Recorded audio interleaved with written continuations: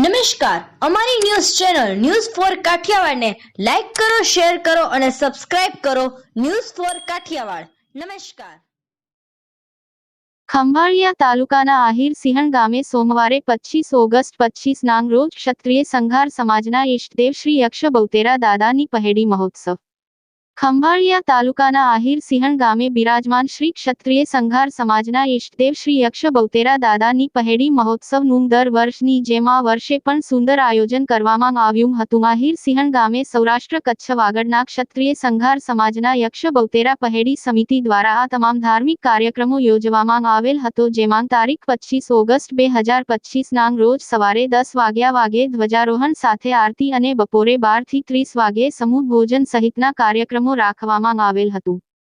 આહિર સિંહણ road સંઘાયડા વાળા યક્ષ બહુતેરા દાદા નાંગ પવિત્ર પટાંગણમાં આ કાર્યક્રમનું સંચાલન કરેલ હતું. આ તમામ ધાર્મિક કાર્યક્રમમાં સર્વે સૌરાષ્ટ્ર કચ્છ વાગડના ક્ષત્રિય સંઘાર સમાજના ભાઈઓ અને બહેનો સહપરિવાર સાથે ઉપસ્થિત રહ્યા હતા તથા આ ધાર્મિક કાર્યક્રમને સફળ બનાવવા માટે સૌરાષ્ટ્ર કચ્છ વાગડના ક્ષત્રિય સંઘાર સમાજના લોકો અને યક્ષ બહુતેરા પહેડી સમિતિના 50 જેટલા ભાઈઓ અને બહેનો દ્વારા ખૂબ જ મહેનત કરી હતી. આયોજક દ્વારા આ તમામ ધાર્મિક કાર્યક્રમમાં સર્વે ક્ષત્રિય સંઘાર સમાજના ભાઈઓ અને બહેનો દ્વારા સાથ સહકાર આપવા બદલ આભાર વ્યક્ત કર્યો હતો.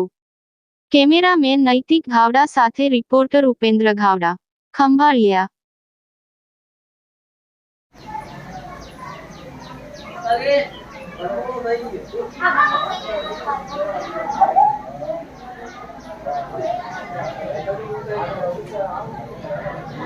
આજ રોજ જામ ખંભાળિયા તાલુકાના આયસીણ ગામે બિરાજમાન એવા શ્રી ક્ષત્રિય સંઘાર સમાજના ઈષ્ટદેવ શ્રી યક્ષ બહુતેર દાદાની પહેડી મહોત્સવનું આયોજન કરવામાં આવેલું હતું. તો આ યક્ષ બહુતેર પહેડી સમિતિના શ્રી જેમલભાઈ ધાન અહીં ઉપસ્થિત છે. જેમલભાઈ, આજ રોજ જ્યારે ક્ષત્રિય સંઘાર સમાજનો ઈષ્ટદેવ એવા શ્રી સંઘારાવાળા જગ દાદા બહુતેરનું આપણે પહેડી સમિતિનું આયોજન કરેલ હતું, તો તે વિશે આપ શું કહેશો? જય જગ દેવા. અહીંયા સંઘારાવાળા જગ દાદાના અહીંયા સોમવારના પહેલે જ સોમવારે અહીંયા દાદાની પેઢી કરવામાં આવે. સમસ્ત સંઘાર સમાજ અહીંયા આવે છે અને દાદાની પેઢીનું અમે આયોજન કરીએ છીએ અને અંદાજિત 200-300 માણસો એનું અહીંયા જમણવાર રાખવામાં આવે. સવારે 10 વાગે ધ્વજારોપણ કરવામાં આવે અને સમસ્ત સંઘાર સમાજ અહીંયા આવે છે. સંઘાડાવાળા જપ દાદા કહેવામાં આવે છે. વર્ષમાં 2 વખત અહીં પેઢી કરવામાં આવે છે. બીજી પેઢી હોળીના બીજા દિવસે પડવાના દિવસે પણ અહીંયા આયોજન કરવામાં આવે છે. ત્યારે કચ્છ, સૌરાષ્ટ્ર અને વાગડના તમામ ક્ષત્રિય સંઘાર સમાજ અહીં ભેગા થાય અને દાદાની પેઢી કરવામાં આવે છે. કેટલા વર્ષથી આ તમે પેઢીનું આયોજન કરો છો અને કેટલા શ્રદ્ધાળુઓ અહીં દર્શન કરવા માટે અને પ્રભુ પ્રસાદી લેવા માટે આવે છે?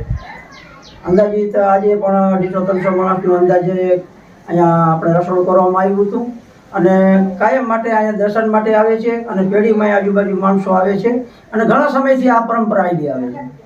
જામ ખંભાળિયાથી કેમેરામેન નૈતિક ઘાવડા સાથે રિપોર્ટર ઉપેન્દ્ર ઘાવડા.